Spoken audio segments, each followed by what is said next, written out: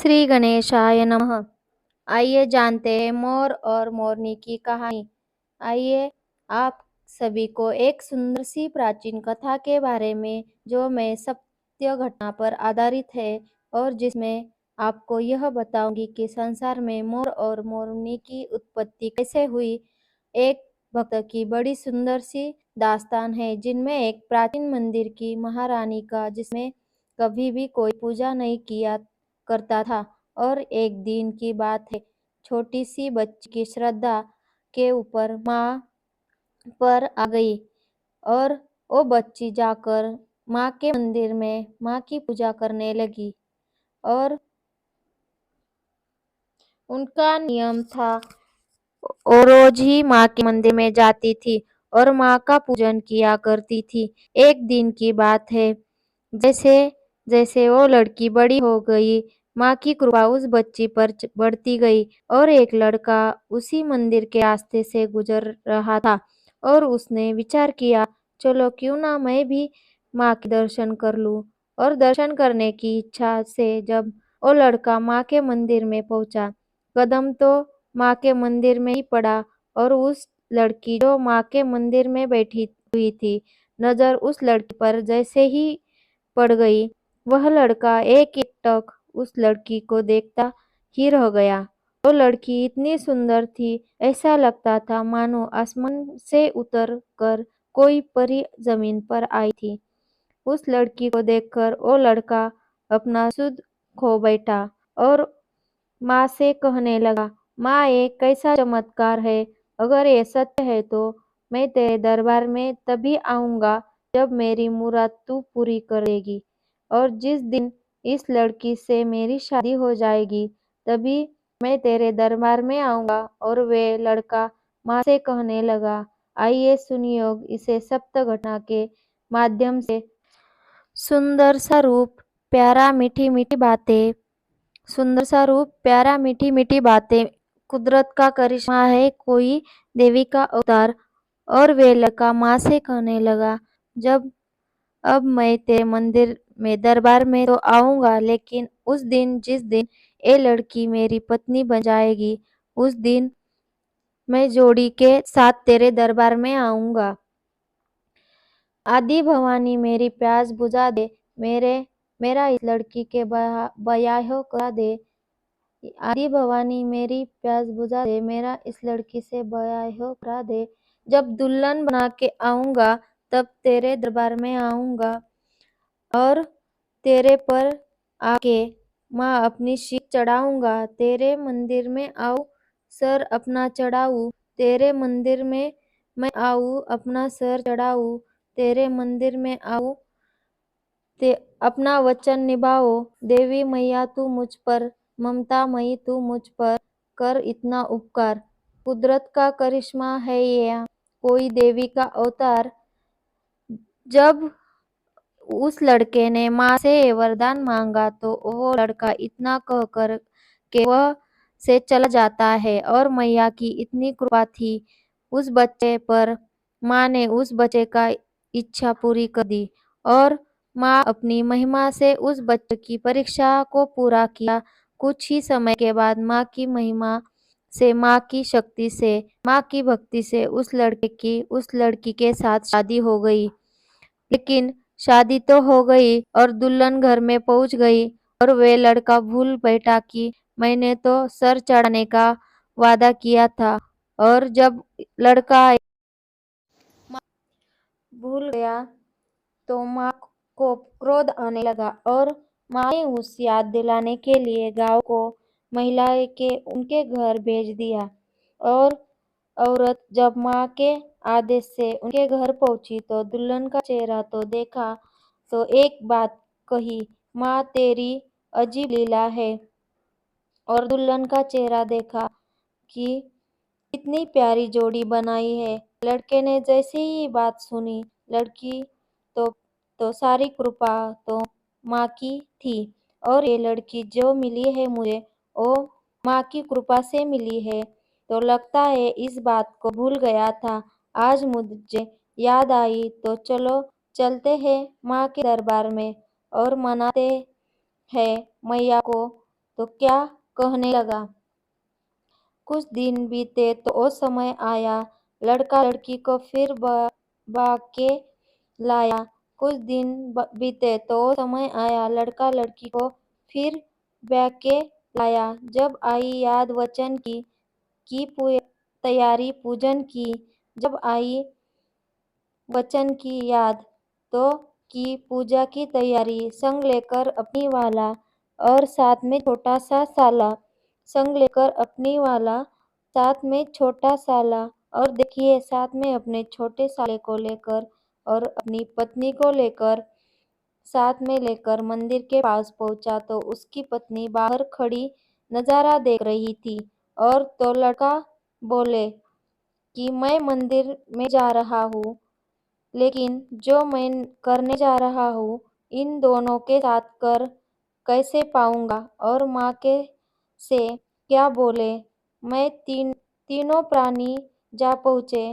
तीनों प्राणी जा पहुँचे इस मैया के दरबार में।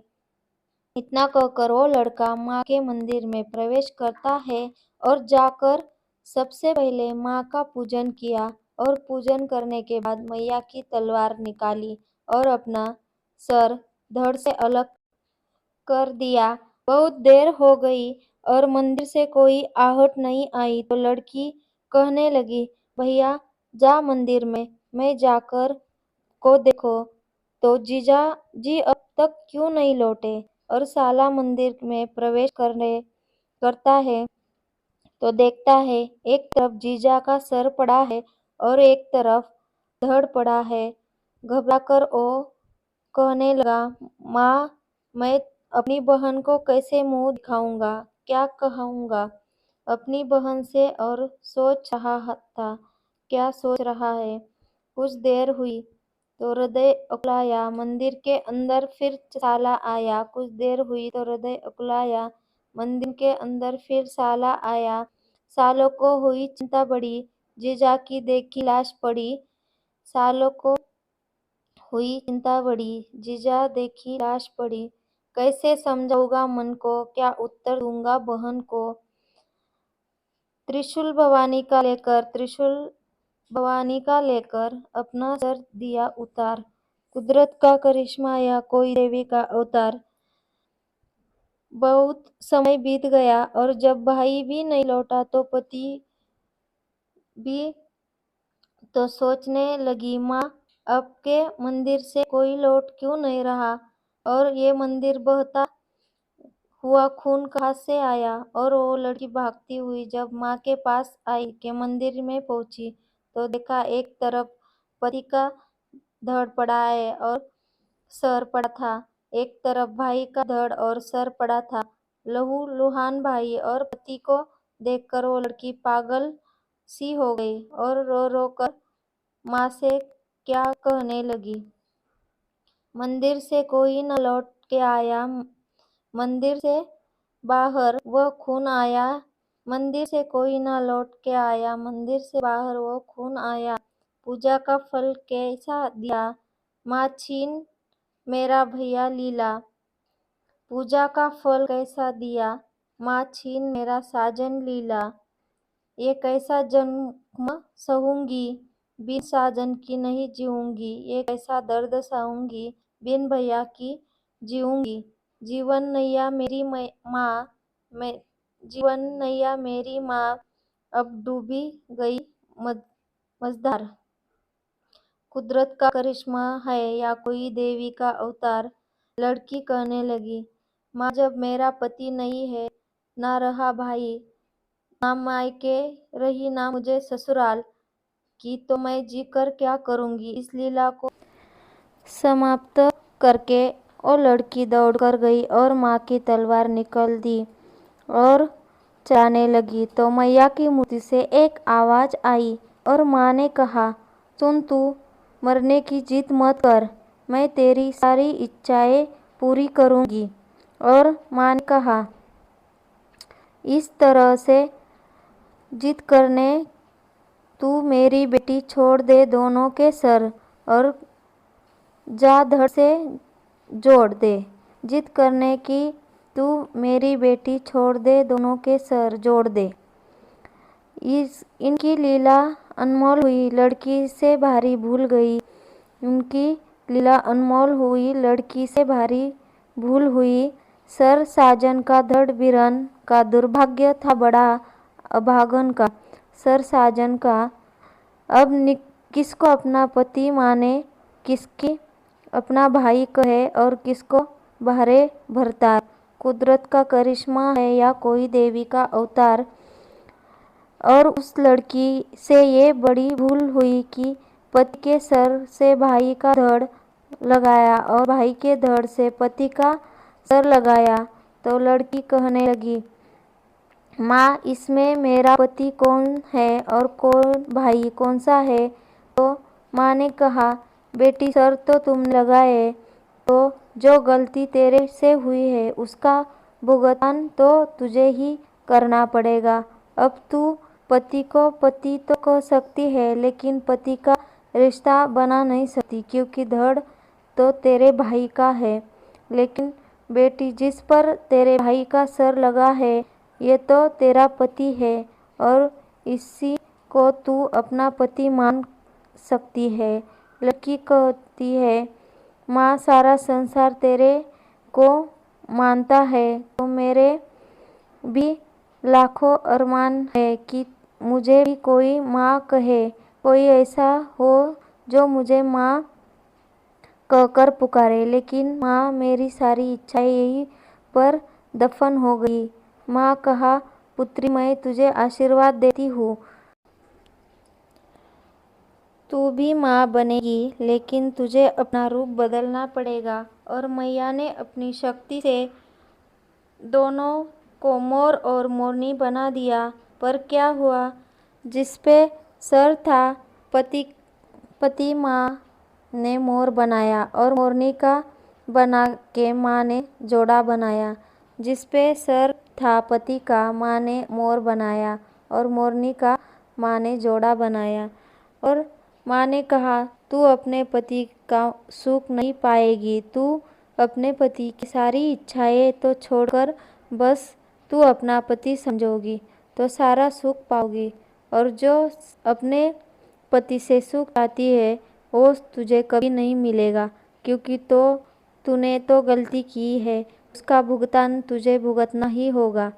तो अपने पति को देकर और जा, उसे आंसू गिरेंगे कि जब मोर नाचता है तो बड़ा है सुंदर लगता है और मोर अपने आप पर गर्व करता है कि मैं बहुत सुंदर हूँ।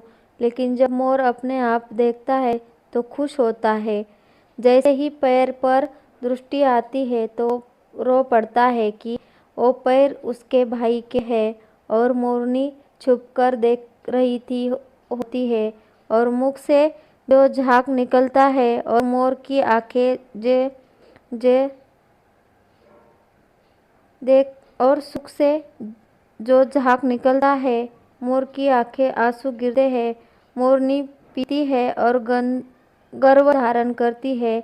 माँ उसके मरे हुए भाई को, जिस पर पति का धड़ लगा हुआ था, उस कबूतर बना दिया और दोनों को आशीर्वाद दिया कि जिस पर सर था पति का, माँ ने सारे मोर बनाया और मोरनी बना के माँ ने जोड़ा बनाया। जिस पर सर था पति का, विधि पूरी तेरी आस करे, सुख पाए ना भोग विलास करे। इसको लिखते हैं हमराई संजो ने कथा सुनाई। अपने भक्तों की भैया, अपने भक्तों की नैया कर दी मैया ने पार। कुदरत का करिश्मा है या देवी का अवतार। सुंदर सा रूप, प्यारा प्यारा, मीठी मीठी बातें, मीठी मीठी बातें है तो झलकता है झलकाता प्यार। कुदरत का करिश्मा है या कोई देवी का अवतार। ऐसी सुंदर सी मोर और मोरनी की कथा थी। यह वीडियो आपको कैसा लगा ज़रूर बताएं। शेयर सब्सक्राइब ज़रूर करें और बेल आइकन भी प्रेस करें। धन्यवाद।